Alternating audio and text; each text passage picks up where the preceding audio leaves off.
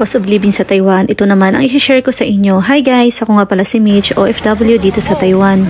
Dahil nga summer pa dito sa Taiwan, kaya magja-jogging muna kami ng asawa ko. From 45 to 47 kilos ay ngayon nasa 50 plus na. Best friend na kasi kami ng kanin. Ewan ko ba ba't ang sarap ng kanin dito?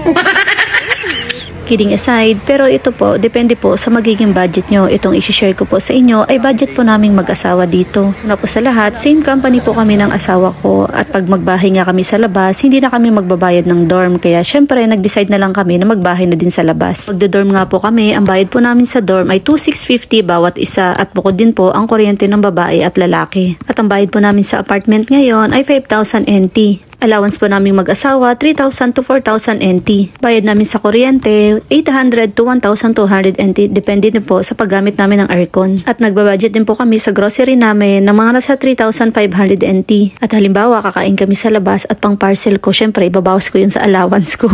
Meron din kasi kaming 2,800 na meal allowance sa company. Pag gusto kong pagkain yun, nagsaswa ka, pero pag hindi, bili na lang. Dati kasi lagi ako nagluluto, pero ngayon tuwing day off na lang. Kasi nga naman, nasisira ang diet, char. Ang total nga na budget namin sa isang buwan ay nasa 18,000 to 19,000 sa NT o katumbas na mga nasa 30 plus sa peso. At based nga dun sa mga nababasa kong comment, masyado daw kaming matipid. Bukod sa may mga pamilya kaming sinusuportahan, bilang mga OFW, kailangan po talaga natin magtipid at mag-ipon dahil hindi po natin alam kung hanggang kailan tayo sa ibang bansa at kung sa panahon na mangailangan tayo ay kung may malalapitan nga tayo. Kayo guys, paano kayo mag-budget dito?